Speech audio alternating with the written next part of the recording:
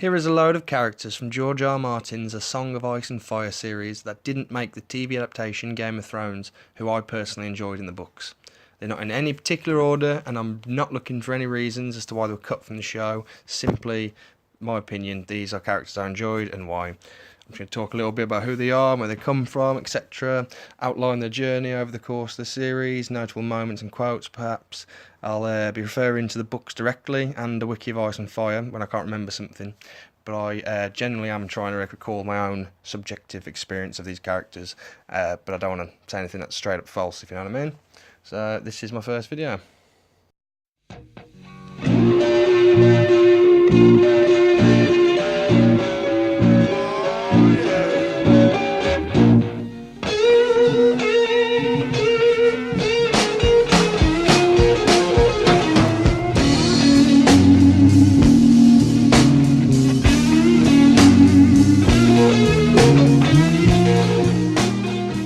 The man spoke no decent tongue, but only a guttural Giscari, full of growls and hisses, as ugly a language as Victarion Greyjoy had ever heard.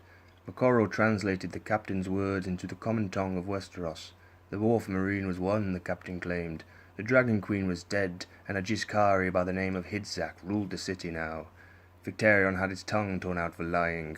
Daenerys Targaryen was not dead, Moqorro assured him. His red god R'hllor had shown him his queen's face in the sacred fires. The captain could not abide lies, so he had the Giscari captain bound hand and foot and thrown overboard, as sacrifice to the drowned god. "Your red god will have his due," he promised Moqorro, "but the seas are ruled by the drowned god." Victarion Greyjoy is the younger brother of Balon and Euron. He is the Lord Captain of the Iron Fleet, a devout follower of the drowned god, and is described as an absolute fucking tank. He's got a massive chest and shoulders, the flat stomach of a boy, and wears intimidating kraken armor in battle and at sea because he does not fear drowning. He is loyal, very loyal, and honourable, which is of course a subjective term in Ice and Fire. In A Feast for Crows, Victarion returns from the Iron Islands from Moat Cailin, where his brother Balon had sent him to hold during the War of the Five Kings, to throw his claim into the Ironborn Kingsmoot. Ultimately he loses to Euron, who sways the people with riches, promises of glory, and a dragon queen in an epic speech. Not to mention a big fucking horn from old Valyria, said to bind dragons to the owner's will. Victarion hates Euron more than anyone else in the world, with good reason I'll get into later.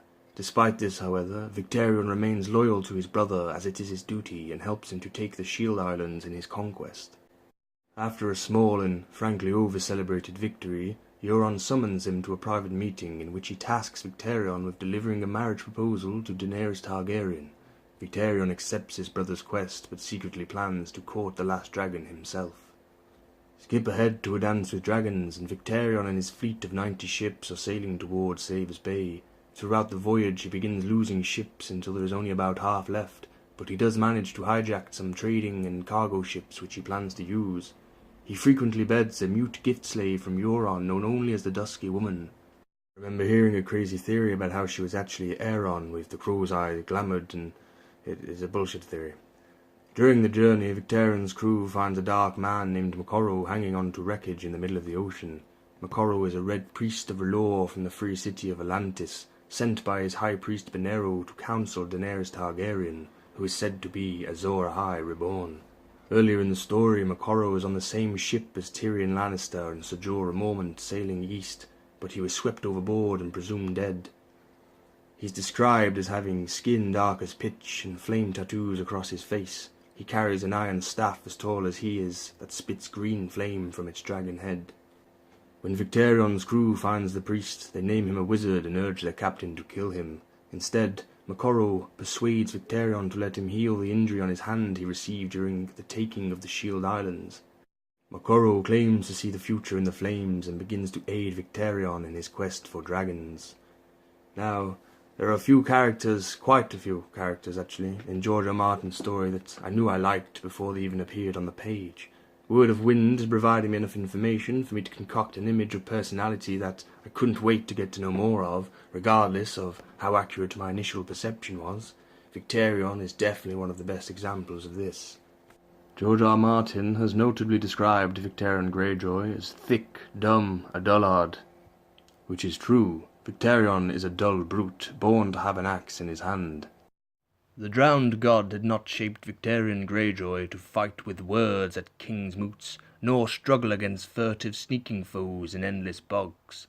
This is why he had been put on earth, to stand steel-clad with an axe red and dripping in his hand, dealing death with every blow. Even though he only has about 4 chapters and comes into the game pretty late, Victarion was definitely an instant favourite of mine. He's one of the hardest men of the series and was surprisingly easy to empathise with, especially when it comes to his hatred of Euron. The Crow's Eye seduced or raped Victarion's 3rd wife, impregnating her. In order to maintain his honour, Victarion beat his wife to death. When presented with a potential wife by Hotho Humpback Harlaw, Victarion knew that to mean the girl did not have a hump, yet when he tried to picture her, he only saw the wife he'd killed. He had sobbed each time he struck her, and afterward carried her down to the rocks to give her to the crabs. I'm a big fan of dysfunctional families and siblings in fiction, and the Greyjoys arguably take the proverbial cake in Westeros. By the end of Feast, I couldn't wait for Vic to arrive at Meereen. Now, instead of just arriving in Slaver's Bay as planned and as expected, the story, in classic Martin fashion of course, becomes much more interesting and mysterious when Moqorro returns to the fold. I am a fan of the Red Priest characters, and Moqorro only furthered that. He's a classic fantasy archetype, a foreign preacher of a strange religion. He is unmoved by the threat of death, practices dark magic, and when he brings his staff down it breathes green flame like a wildfire Pez dispenser. His voice is really deep, and he has white hair and beard like a lion's mane. He earns Victarion's trust by healing his hand. During this, Martin, for the first and only time in the series, shifts perspective to a third-person omniscient, which is very brief, it's only about a paragraph. Dark, mad laughter was said to be heard, and high-pitched singing that reminded me of Miriam Az-Dur as she died. When Vic emerges, his hand is charred and blackened, but healed all the same. Victarion's relationship with Moqorro obviously mirrors Stannis and Melisandre. Stannis and Victarion are very similar, and I love to see how characters like this are manipulated, especially by whisperings in the ear. Victarion Greyjoy is the Paul Scholes of Sea Battle. There's one bit when he's about to kill a dude, and then his crewmate kills him first, and he just says, "Well struck," and he carries on fighting. That's totally badass. The Battle of the Shield Islands is definitely one of my favourite battles in the entire book series. The Shield Islands are located off the coast of the Reach. Instead of sailing south along the Westerosi coastline, the Iron Fleet set sail out into the Sunset Sea so they can flank the islands from the west, hidden by the setting sun. Victarion's flagship, the Iron Victory, rams into a defending ship. In his full-scale armour and wielding his badass battle-axe, Victarion just fucking barrels over the gunwale onto the deck of the enemy ship, and they all shit themselves before him. He cuts his way through his foes until he spots the other captain. Victarion calls to him from across the deck, and they begin combat. The captain is younger and faster than Victarion, landing many useless blows against Victarion's awesome armour. Listen to how Victarion kills him, it's totally wicked. The young knight's longsword hammered at his thigh once, twice, thrice, screaming against the steel. "This boy is quick," the Iron Captain realised. He smashed his shield in Ceri's face and sent him staggering back against the gunwale. Victarion raised his axe and put all his weight behind the cut to open the boy from neck to groin, but Ceri spun away. The axe head crashed through the rails, sending splinters flying, and lodged there when he tried to pull it free. The deck moved under his feet and he stumbled to one knee. So Talbot cast away his broken shield and slashed down with his longsword. Victarion's own shield had twisted half round when he stumbled.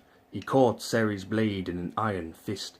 Lobstered steel crunched, and a stab of pain made him grunt, yet Victarion held on. "I am quick as well, boy," he said as he ripped the sword from the knight's hand and flung it into the sea. Sir Talbot's eyes went wide. "My sword!" Victarion caught the lad about the throat with a bloody fist. "Go and get it," he said, forcing him backwards over the side into the blood-stained waters. And while I compare Victarion to Paul Scholes, Moqorro is more like a less cartoonish Rafiki. His presence and appearance alone is enough to dishearten even Victarion's crew. His real agenda is far too ambiguous, and considering how scarily easy he manipulates Victarion with simple flicks of the tongue, "Your dragon, the glory that awaits you," as well as accurately predicting current and future events from afar, I think it's fairly safe to say Victarion is most likely another pawn, rather than a prophesized hero.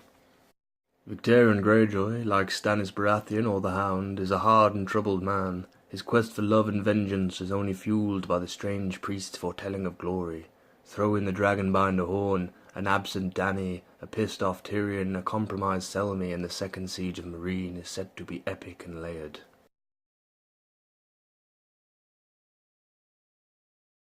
Hokey cokey, pig in a pokey. That's it for today, guys. There's obviously far more to be said of these characters than this short video informs, but you know, I've got no interest in revealing every detail of every character. Like, this series that I'm doing is less of a here is everything that happens in the book and more of a why you should read the books. I'm merely teasing their excellence. Apologies for the amateur editing and recording. Twas my first time. Yeah, like and subscribe or don't. Go read the fucking books, you won't regret it.